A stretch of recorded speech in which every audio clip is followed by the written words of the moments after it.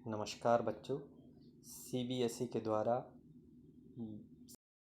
सत्र 21 के लिए हिंदी के पाठ्यक्रम में व्यापक बदलाव किया गया है, जिसमें कक्षा 10वीं में निबंध लेखन को हटाकर उसमें संदेश लेखन और अनुच्छेद लेखन दो महत्वपूर्ण टॉपिक शामिल किए हैं। अनुच्छेद लेखन 5 अंक का आएगा और संदेश लेखन भी 5 अंक का आएगा। तो मैं आपको संदेश लेखन के बारे में महत्वपूर्ण जानकारी देने जा रहा हूँ।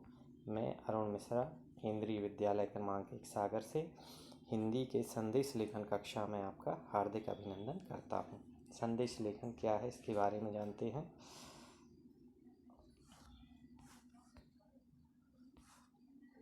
संदेश का अर्थ है किसी व्यक्ति विशेष या समूह द्वारा किसी व्यक्ति को या समूह को दिए जाने वाला सुखद दुखद समाचार ही संदेश की श्रेणी में किसी व्यक्ति विशेष या समूह द्वारा किसी व्यक्ति को सुखद या दुखद समाचार भेजना संदेश कहलाता है।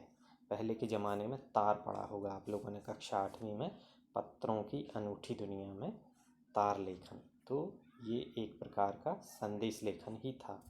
संदेश लेखन को कैसे परिभाषित करेंगे? वह कथन या बात जो लिखित या मौखिक रूप से एक व्यक्ति के द्वारा किसी दूसरे व्यक्ति तक पहुंचाई गई हो, वो कहलाती है संदेश। और जब इसको लिखित रूप में शब्दबद्ध कर देते हैं तो कहलाती है संदेश लेखन। संदेश लेखन के प्रकार। संदेश लेखन कई अवसरों पर किया जाता है। विविध पर्व एवं त्योहारों पर भेजे जाने वाले संदेश, दिवाली, होली, ईद आदि पर। विभिन्न दिवसों पर भेजे जाने वाले संदेश, महिला दिवस, बाल दिवस, योग दिवस आदि। हमारे माता या पिता या कोई किसी भी संस्थान में कार्यरत जो भी व्यक्ति हैं, तो वे इन अवसरों पर अपनी संस्था की तरफ से दूसरी संस्था को ये पत्र भेजते हैं, संदेश भेजते हैं, शुभकामनाएं देते हैं। न्यूज़पेपर में भी आपने देखा होगा कि विधायक की तरफ से, जनपद सदस्य की तरफ से, जनपद अध्यक्ष की तरफ से, सरपंच की तरफ से शुभकामना संदेश प्रेषित किए जाते हैं इन अवसरों पर। तो ये कहलाते हैं संदेश। सामाजिक अवसरों पर भेजे जाने वाले संदेश, पास या फेल होने पर, जन्मदिन पर, किसी के दुखद निधन पर आदि। आजकल तो व्हाट्सएप में SMS शॉर्ट मैसेज चल रहे हैं, लेकिन संदेश को व्यापक प्रारूपबद्ध किया जाता है। तो ये कहलाता है व्यक्तिगत रूप से भेजे जाने वाले संदेश, माता पिता, भाई बहन या रिश्तेदारों को भेजे जाने वाले शुभकामना संदेश आदि। राष्ट्रीय संदेश, कोरोना जैसी महामारी, भूकंप और अन्य आपदाओं से संबंधित संदेश, ये राष्ट्रीय संदेश कहलाते हैं, जो कि हमारी सरकार समय समय पर प्रेषित करती है। हमारे माननीय प्रधानमंत्री ने मन की बात के माध्यम से कोरोना महामारी से निपटने का संदेश दिया था। चूँकि टॉपिक नया है बच्चों, इसलिए संदेश लेखन करते समय आपको निम्नलिखित बातें ध्यान में रखनी हैं। लेखन से पूर्व सीमा रेखा अर्थात बॉर्डर बॉक्स का इस्तेमाल ज़रूर करें। बॉर्डर बॉक्स जानते हो ना, जैसे आप विज्ञापन लेखन में बनाते थे बॉर्डर, इस टाइप से इसके अंदर आप संदेश लिखेंगे।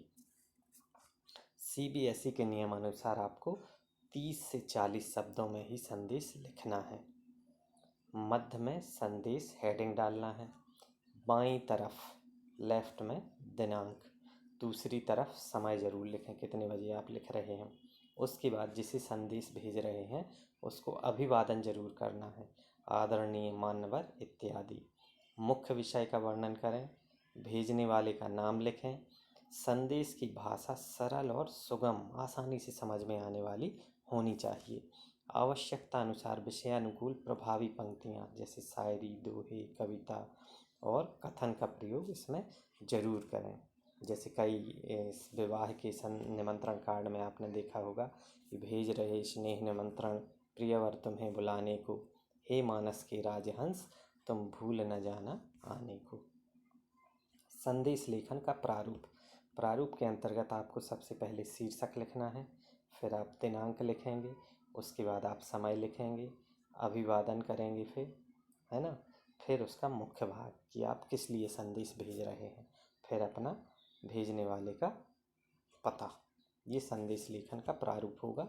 इन 6 कॉलम के अंतर्गत, 6 बिंदुओं के अंतर्गत इसको बांधा जा सकता है।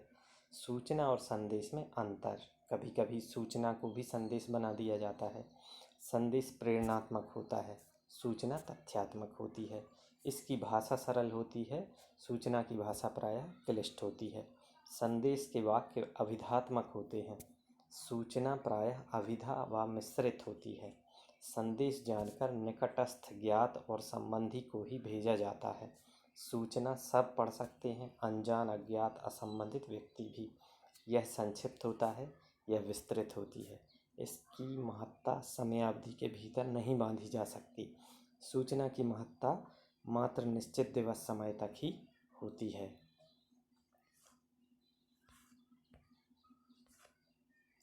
उदाहरण एक दिया गया है, एक संदेश है। बच्चा स्कूल गया है तो वो अपनी माँ के लिए जो वर्किंग है कुछ संदेश भेज गया है। तो आप इसमें देख रहे होंगे कि बीचों बीच संदेश लिखा है, इधर दिनांक डाली है, इधर समय दिया है, यहाँ संबोधन है। मम्मी जी आप घर पर नहीं थी, ऑफिस से वर्मा अंकल का फ़ोन आया था, वे मेल देखने को कह रहे थे, जल्दी देख लेना, वे कुछ जल्दी में थे। मैं विद्यालय पढ़ने जा रहा हूँ, 2 घंटे तक वापस आ जाऊँगा। मैंने खाना खा लिया था, चाबी सलमान आंटी के पास है, बिट्टू। ये भेजने वाले का पता हो गया। तो ये एक संदेश का उदाहरण दिया। संदेश इसी पैटर्न में लिखा जाना चाहिए। संदेश लेखन में अंकों का विभाजन किस तरीके से किया जाएगा ये आपको ध्यान रखना है। विषय से संबद्धता मतलब महत्वपूर्ण है, इस पर 2 अंक है। संदेश संक्षिप्त और सारगर्भित हो, इस पर 1 अंक है। भाषाई दक्षता मतलब वर्तनी और लिखावट की शुद्धता, इस पर 1 अंक है। और रचनात्मकता और सृजनात्मकता, आपने इसे कितनी क्रिएटिव तरीके से लिखा है, क्रिएटिविटी पर आपका 1 अंक है। इस तरह से मिलाकर हुए कुल 5 अंक। ये आपको कुछ अभ्यास के लिए संदेश में यहाँ पर दे रहा हूँ, तो अभी आपको अपनी कॉपी में कर लेना है। गणतंत्र दिवस के अवसर पर मित्र को संदेश लिखिए। होली त्यौहार की शुभकामनाएं देते हुए संदेश लिखिए। शिक्षक दिवस पर अपने अध्यापक को शुभकामना संदेश लिखिए। महात्मा गांधी जी की पुण्यतिथि पर संदेश लिखिए। ये कुछ संदेश के अलग अलग टाइप हैं, शुभकामना और शोक संदेश। तो आपको दोनों को हल करना है। आशा है कि विद्यार्थियों आपको ये विषय आसानी से समझ में आया होगा। मैंने बहुत सरल और सहज और सारगर्भित भाषा में इसे समझाने का प्रयास किया। धन्यवाद। आप सभी का दिन शुभ हो।